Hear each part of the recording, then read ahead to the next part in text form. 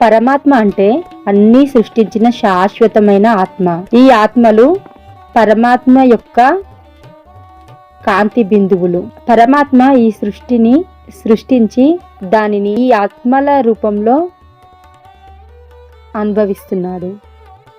ప్రతి ఆత్మ శరీరంలోకి రావడం, ఈ సృష్టి యొక్క సౌందర్యాన్ని ఆనందంతో అనుభవించడం ద్వారా ఆ పరమాత్మ కూడా తను చేసిన ఈ సృష్టిని అనుభవిస్తున్నాడు.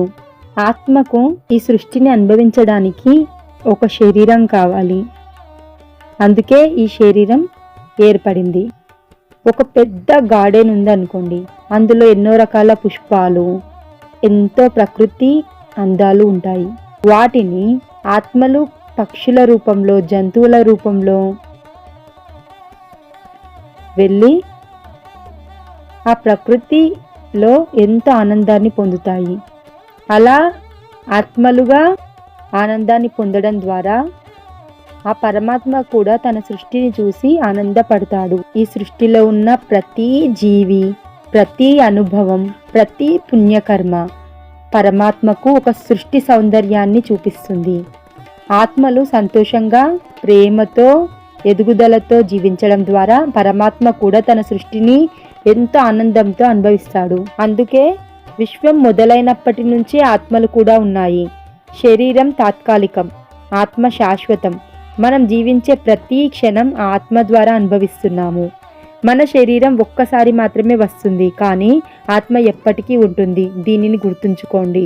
ఒక చిన్న దీపం ఉదాహరణగా తీసుకుందాం. దీపం వెలిగితే మనకు కాంతి, వేడి వస్తుంది. ఆ కాంతి, ఆ వేడి లేకపోతే దీపం అన్నీ ఉన్నా ఏ పని కాదు. మన శరీరం కూడా దీపం లాంటిది, ఆత్మ కాంతి లాంటిది. కాంతి ఉండగానే జీవితం ఉంటుంది.